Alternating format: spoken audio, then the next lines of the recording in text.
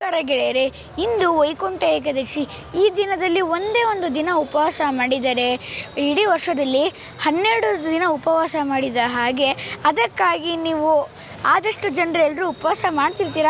ಜೊತೆಗೆ ಇಲ್ಲಿ ಮಾಡಿ ನಾನು ಇವತ್ತು ಎಲ್ಲಿದ್ದೀನಿ ಅಂತ ಅಂದರೆ ಯಲಹಂಕ ನ್ಯೂ ಟೌನ್ನಲ್ಲಿ ಇರೋ ಶ್ರೀ ಸ್ವಾಮಿ ವೆಂಕಟೇಶ್ವರ ದೇವಸ್ಥಾನದಲ್ಲಿದ್ದೀನಿ.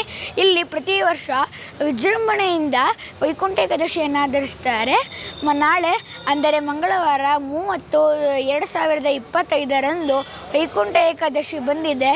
ಇದನ್ನು ಮಹಾಂತ ಶ್ರೀಮದ್ ಜಗದ್ಗುರು ರಾಮಾನುಜಾಚಾರ್ಯರವರು ನಡೆಸಿಕೊಡುತ್ತಿದ್ದಾರೆ.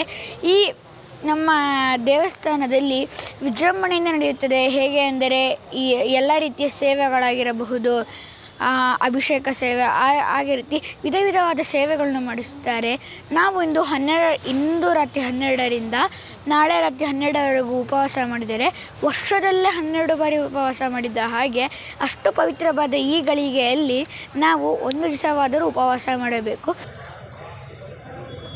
ಇಂದು ಒಂದು ದಿನ ಉಪವಾಸ ಮಾಡೋದರಿಂದ ವರ್ಷದಲ್ಲಿ 12 ದಿನ ಉಪವಾಸ ಮಾಡಿದ್ದಂತೆ. ಹಾಗೂ ನಿಮ್ಮ ಆರೋಗ್ಯಕ್ಕೆ ಹಾಗೂ ಆರ್ಥಿಕ ಜೀವನಕ್ಕೆ ತುಂಬ ಲಾಭಗಳು ಉಂಟಾಗುತ್ತದೆ. ಹಾಗೂ ಶ್ರೀ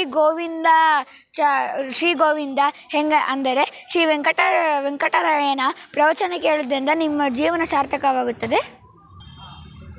ನಾಳೆ ಈ ದೇವಸ್ಥಾನದ ರಾಜಗೋಪುರ ಹಾಗೂ 108 ವಿಗ್ರಹಗಳ ಸ್ಥಾಪನೆಯಾಗುತ್ತಿದೆ. ನಾಳೆ ಎಲ್ಲರೂ